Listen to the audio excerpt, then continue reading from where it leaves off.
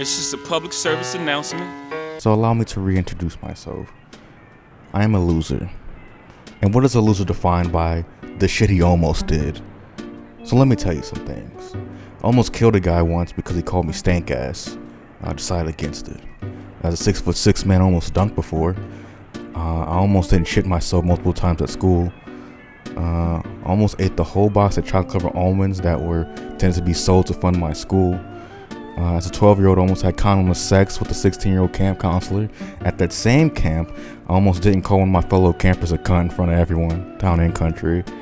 One time, I almost watched an ISIS beheading, but I was too scared, so I settled for Bud Dwyer suicide instead. I almost got molested one time. That was big, but good thing I didn't take a shower that day. So, and as I say, I almost said sorry to every person I ever wronged, but every time I go to do it, I'm like, you know what, that's pretty fucking gay of you. Prepare for trouble! Make it double! To protect the world from devastation. To unite all peoples within our nation. To denounce the evils of truth and love. To extend our reach to the stars above. Jesse! James! Team Rocket, blast off at the speed of light! Surrender now or prepare to fight! Me out, that's right! Fine, but I ain't gonna sweat you. I say that every time I saw Jesse from Team Rocket on TV. But in this segment, I want to talk about a Tumblr page that was made about 9 years ago. It's called Fuck Yeah Pokemon Villains. And if you don't know about like the Fuck Yeah various Tumblr pages, they used to have them like Fuck Yeah Armenian girls, Fuck Yeah Crocodile addicts, and it's Fuck Yeah Pokemon Villains. All sorts of like whatever sort of thing you're attracted to. They would have like these sometimes porn, sometimes not, Tumblr pages. A lot of them are gone now because a lot of them were porn. And I was just one day looking for, a screenshot from, I guess, Pokemon anime. And I found Fuck Yeah Pokemon Villains. And I just think it's so funny that there's just pages among pages of various comics, of various, honestly, just a lot of gay art of these Pokemon characters kissing on each other. And it sort of hurts my heart that anime is really making people who don't exist and types of people who don't exist attractive, and that's what people want. Like, when are you gonna find a guy who's like Maxie, a guy who's like Archie, a girl who's like Jessie in real life? You're not gonna find that. Everything about anime is like super flamboyant, super expressive, because Japanese culture is so like, seemingly so restrictive, I guess, in some ways. So they have to go all wild with their creativity. But then they end up making things that you could never be even, I don't know. Maybe one day we could. Maybe Pokemon could be real one day. And these fine ass anime bitches could be real.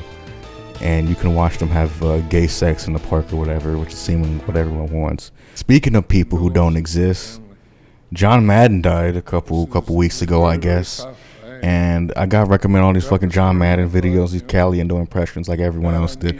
But I also saw his eulogy he gave Pat Summerall, and it just made me think about some things. I don't know. I have no opinions on Pat Summerall. I mean, he was a guy who existed, definitely. But I was just thinking, if Ghislaine played a ball sport, maybe she would have gotten off. You ever think about stuff like that? Epstein got off lightly the first time because he essentially had the effect of an overpaid athlete on a bad team. Hundreds of millions of dollars to produce nothing, and supporting charities for PR and tax reasons while being a walking crime against humanity. Think of that. Think of how many histories could be written without mentioning Pat Summerall. That's so fucking true. History of college football. Talk about the turducken! Talk about the turducken! NFL on television. I hate that people say Madden was a bad commentator. Pat, many years like, compared to who? Pretty much a lot of color commentators stink. And, until like Tony Romo and guys like that who get in depth about the X's and O's, Madden was the best you fucking got. He's the voice of football, has a great voice. And he represents everything that's like cool about what football used to be.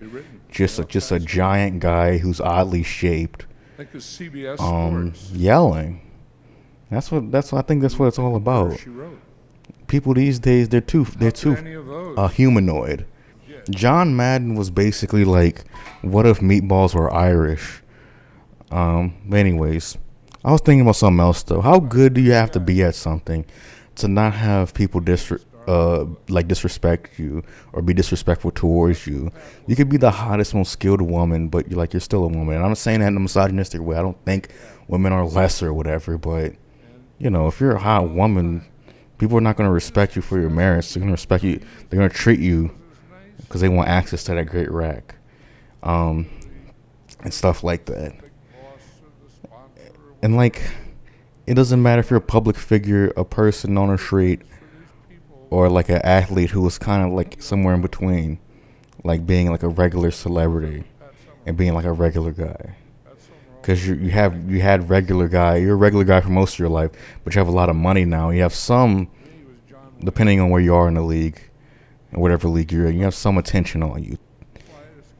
And the only people who don't really get disrespected that I've noticed to have any notoriety in sports was Michael Jordan. He was revered because of the uniqueness and the propagandistic nature of 90s sports media, which, sports media is still propagandistic, but it has a different motives, I feel, than it did in the 90s. Michael Jordan became synonymous with not just the Bulls or the Eastern Conference or the NBA, but he became emblematic of the sport itself and American sports itself for a period, And I think, partially, obviously, that it's due because he was just an extremely dominant player, and at a position that normally doesn't produce people of that caliber, shooting guard. Like all the fantastic, super high-level players in the NBA, they were usually big men or point guards, but mostly big men and small forwards. It would be,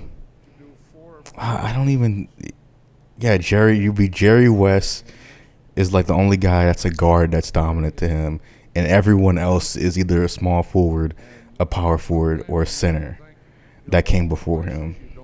Your Wilts, your Kareems, your George Mikens, your Neil Johnstons, your fucking whoever the fuck's Moses Malones of the world. So, he has that going for him, but a lot of his legacy is getting juiced by the media. And, when there's hype, there's money, I guess. And the only shooting guard really to ever reach his level of dominance relative to the league that they were in, the time that they were in, is not Kobe.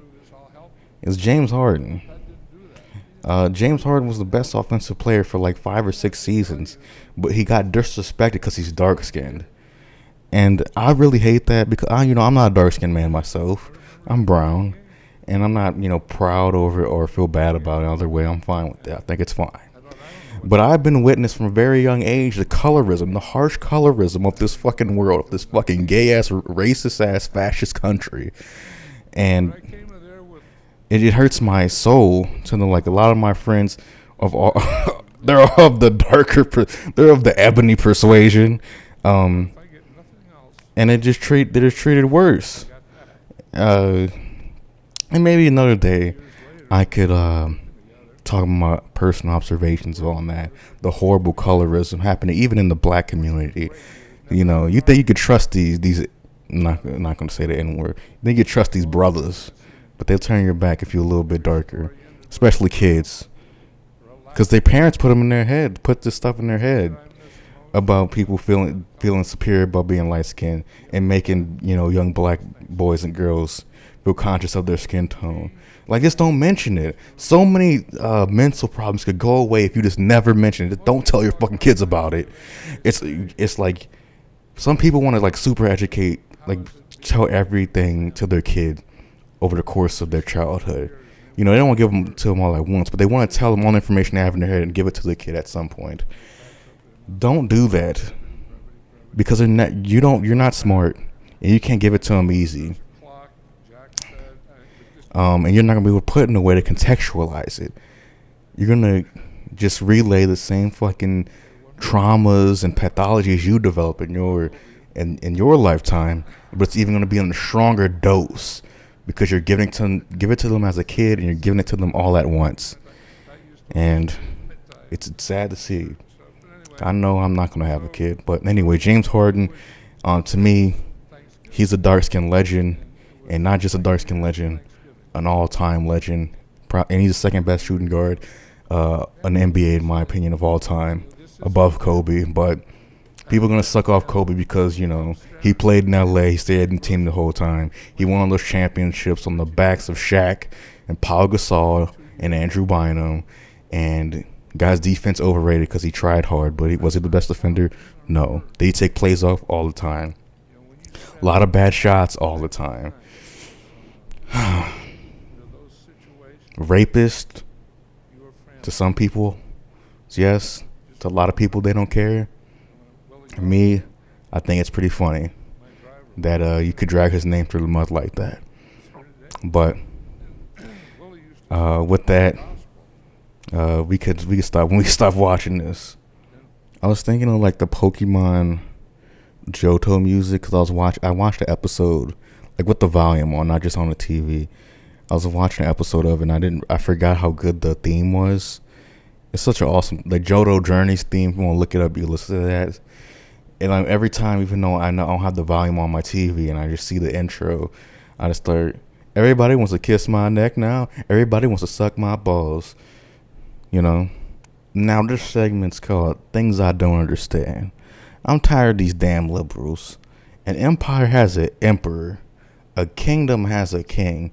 What does a republic have? A president? Shoot, well, a Republican one though. Yeah, that's a joke. You can use that for your little do that as a Facebook meme or whatever. And you probably get a lot of conservatives. That feels like something that already exists, but I'm pretty sure I made that one up. You can use that as like a little conservative Facebook thing. You get that going. But I don't want to go on Facebook. It's cursed. A lot of people who I were never friends with trying to be my friend on Facebook, and I'm not having it. Didn't listen to my mixtape in high school. You're not going to be able to watch my sex tape as an adult. Whatever that means. Well, I have another question. How is it an insult to threaten to have sex with somebody's mother in 2021? Like you say, you know, call somebody a motherfucker, or say I'm gonna fuck your mom, or do some sort of joke or ribs talking about how you fuck somebody's mom. Like, who cares anymore? Like at this late date, with all the weird sexual stuff, like so many cats behind so many bags, it's like fucking somebody's mom. It's like, well, I'm happy for it if you have sex with my mom. I would have been like that if you said that like when I was 12. I don't need to defend my mother's honor. You have to defend. There's no honor. No one has honor anymore. That's not a concept that people have. I don't know. It just seems very odd to me. You have to make fun of people's experience, not for the structures in their life, because the structures in their life don't hold any like positive weight. It's just weight. Things that weigh people down. So you fuck somebody's mother, well, hey, maybe that chills her out. She starts bitching at me, my bitch mom. I don't know. Wait, it's 2022. I forgot about that.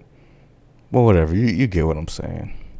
I remember there was this video of it was called like Greg Popovich plays a joke on Shaquille O'Neal, and it was that clip like in 2007 when the first play of the game, Greg Popovich orders on his players to foul Shaq as soon as he gets the ball. They did hack a Shaq immediately. And then Greg Popovich does the double thumbs up, trolling him, whatever. But I don't care about that. But in the comments, though, this is like 6 or 7 years ago, a guy named Trace Bell said, man, 55 and 27, and they finished 6th in the West? Good Lord. And someone replied, named RKO Collap. And he said, makes you wonder what the fuck happened to the NBA, which is so fucking stupid and annoying. You realize that there's only a certain amount of wins, right? So there being more 50-win teams does not necessarily mean that the league is better. That means that the team at the bottom might be worse, and the league is more top heavy. Doesn't mean the league as a whole is better. Doesn't mean it's a zero-sum thing when there's a finite number of games in a competitive, thing. It's a zero-sum thing. So the more 50-win teams you have, the more fucking 15-win teams you have, you dumb fuck. Probably Indian. Stupid ass. I don't know. I imagine what the... Okay, I think that happened we about to look on Basketball Reference right now. 2007 NBA standings. I think that was 2007 because I think this was season 2007 was the only season Shaq was on the Suns, I believe. No, maybe it was a season after. Okay, yeah, it was 07-08. Okay. 07-08. Slow ass computer. So the Spurs were 56-26. The Suns were 55-27. What the fuck? What happened? Lakers all... Oh, I'm sorry, I read that wrong. So yeah, in terms of pure wins, Lakers were first with 57 wins. The Hornets and the Spurs were tied 56. The Suns and Rockets were tied for 4th and 5th. So they weren't even 6, you dumb fuck. You got it wrong. They were tied for 4th and 5th with 55 wins. The actual 6th seed was Utah Jazz 54. And then 7th and 8th was the Mavs with 51 and the Nuggets with 50. Which every playoff team in the Western Conference having 50 wins is something that happened multiple times between the years of like 2005 and 2014 or 15. I think 2015 was the last time that the West was all 51 teams in the playoffs. And you know why? Because the Eastern Conference sucked dick. They had teams that were below 500 in the playoffs. 38 win teams get into the playoffs. So it's not like, and we can even see the Eastern Conference this year. So it went from 66 to 59, 52, 45, 43, 41, 40, and 37.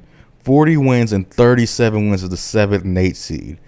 41 and 41 for the Raptors, who were the 6th seed. So what are you talking about? How many teams were under 30 wins? Let's count them. A 1, a 2, a 3, a 4, a 5, a 6, a 7. You tell me something like, oh, the league was so different back then. There were shitty teams then, there's shitty teams now, and basketball fucking sucks. All of the soccer-like sports could suck me on soft. Do you like Mario? Do you like Mario 64? Do you like Mario 64 DS? Well, you'll love this. It's my playthrough, Super Mario 64 DS. And you'll be like, oh, isn't this a game that everyone play? Yes, exactly why I'm playing it. I think there's more than enough time, even more nostalgia now for this game, and now I like to capitalize on it. So you go watch it. I do a very nice walkthrough of it. Some things that I replicate that I know a lot of people did in their childhoods, and I make reference to that. And I also bring my own, unique knowledge and experience in the game, as well as expanding upon it. We're doing research and stuff like that. Check out my Super Mario 64 DS walkthrough today. Bum, bum, bum, bum, bum. Victim of communism of the week, Adolf Hitler. Come on down to Randy's Arcade Bar and Grill. We got pizza, games, bouncy houses, fun, sedatives. Come on down. So this segment's called Random Lines. So I'm just gonna say random lines, and you're gonna be like, "Oh, that's not funny." But then this series is gonna have like 6 months from now have more viewers, and they're gonna say, "Oh, this is hilarious," and then you're just gonna automatically start thinking it's hilarious because you have a hive mind and you're a fucking idiot. So anyway, random lines. Hey, it was either me or the 6 million. What do you want me to do? I was getting fucked up on Fabuloso, so yeah, that's why the cat left. Hey, Granny, can you film my Devil's Three-Way? 2 things I care about the most are the 2 things I suck at making. YouTube videos and my penis. I don't know anything about Judaism, though I think synagogue is just a series of business seminars.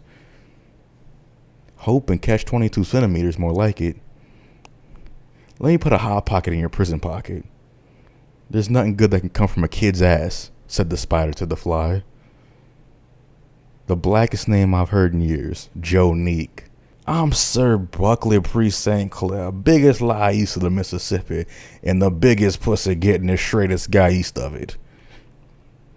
Beignets are an abomination. The British accent, bullshit in my opinion. I said booba, he said footer, somebody said pusser. I wasted my youth. New Orleans leads the nation in homeless guys that look like George Clinton. Prisoners got fascists in my ass. I'd cry again if I had any tears left. A giant came to my door talking about how we need to establish a proletarian state. Mrs. Morehouse, can we watch Brown Bunny in class? Everybody give a warm welcome to the stage. Harvey Cadmack, the entertainer. Quote unquote, 3 black for that ass. How many of y'all horny ass hoot hoot nah ha hee hee hula hooping ka key skeet skeet nigga ass niggas like sex? Alright. Now which one of you fine ass women wanna get bucket naked and do this act out with me? Musical, yes. Undead Frank Sinatra That has been reanimated with Nazi science. Fly me past the Jews, make them old news. A heap count every dime. They're the chosen people, when will it be their time? Fly me past the Jews. Hey, try the macaroni, let's nuke Israel. I don't even know how, I forgot how flying to the moon even goes, so what the fuck am I even doing? God, I suck at everything I do. But anyways, I found this sketch on Fuck Yeah Stupid Fucking Skits on Tumblr. It got taken down because someone posted child porn there. But I got this off of there before. Don't ask me why I was on there, but I got this off there before it got taken down. It's called the Vanta Black Card sketch. So I might have to bail on it. I don't know if I want to fucking do this, but this has been horrible so far, so why not? Alert, bad impressions ahead. Hello, here on C-SPAN 4, we are seeing the impromptu special award ceremony happening at China's National People's Congress. Let's listen. Ni hao, I'm Bernie Sanders. I may not sound like myself today because I'm in the middle of a transition. No, not to girlhood. As you know, I ran 2 boys rule, girls drool campaigns, and I will not let my gender dysphoria get the best of me and look like a hypocrite in front of America, my Bernie brothers, in the eyes of Adonai thyself. Rather, I'm transitioning to a 23-year-old who is 30 seconds African American. I was inspired by Rachel Dolezal and how she was able to make black women mad and white women at least uncomfortable at the same damn time. I, as interim self-appointed temporary ambassador to China, I can explain myself. I took this position like the Democrats took 2 elections away from me, and now I'm pissed, so I decided to give this position to myself. And I would like to introduce the unpaid junior international podcast emissary of the NAACP and languishing YouTuber, Marc Anthony Davis. I would like to thank Senator Bernie Sanders, I should say, for that warm and accurate introduction. Fuck you too, pal. Okay. Today is an important day in the history of race relations.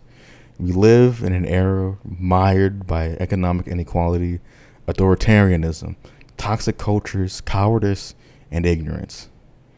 There's a real problem throughout the world, and I think the solution starts in China, even though the problem probably started in an Austrian cafe many decades ago. So without further ado, let me introduce the king of the Chinese, is Xi Jinping. So today, I'm here to present Xi Jinping, the CPC, and the entire citizenry of the People's Republic of China the Vanta Black Card, which will not only give you the vaunted, ever sought after N-word pass, but also it makes you indeed an African American. Yes, this is three-way citizenship. You're not only a citizen of the PRC, you're a citizen of America, and you're a citizen of Black America, which basically means at any time you could be picked up and put into Angola prison, where you would do slave labor for the rest of your life. But that's the price of saying the N-word without anyone thinking twice about it. It's a privilege that every black man, woman, child carries proudly, unabashedly.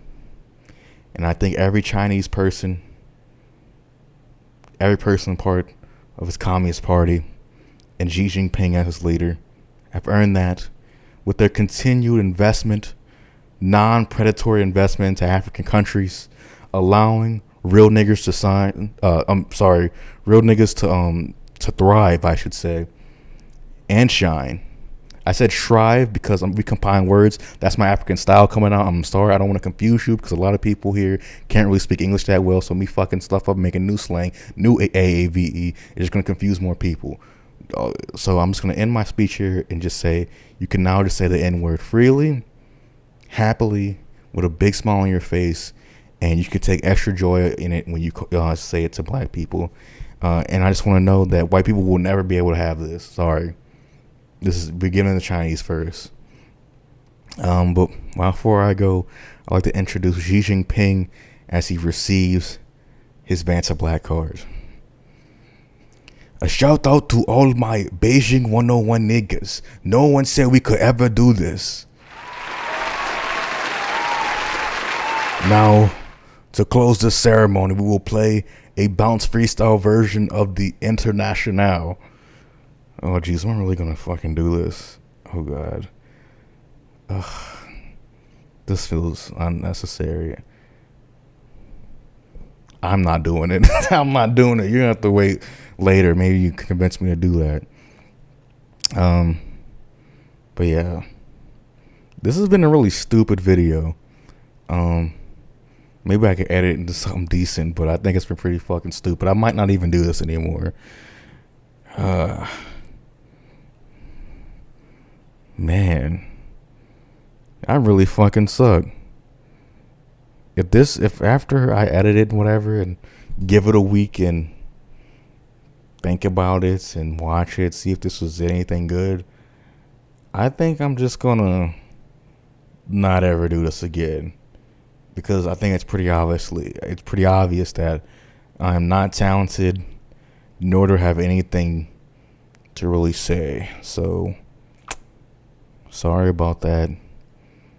There's probably a lot of people who just clicked off in the beginning, but hey, what you gonna do? Not everyone could be successful and insightful and smart and sexy, but there's one last thing I might want to say. I got jokes, and it's probably one joke that I want to say. Let me find the joke here. Let me rifle through my papers. Okay, this is random observations I found here, and it's something I wrote. It says, "The damsel in distress is the oldest porno plot in the world. From Rapunzel to Legend of Zelda to Step Bro, I'm Stuck." Hey,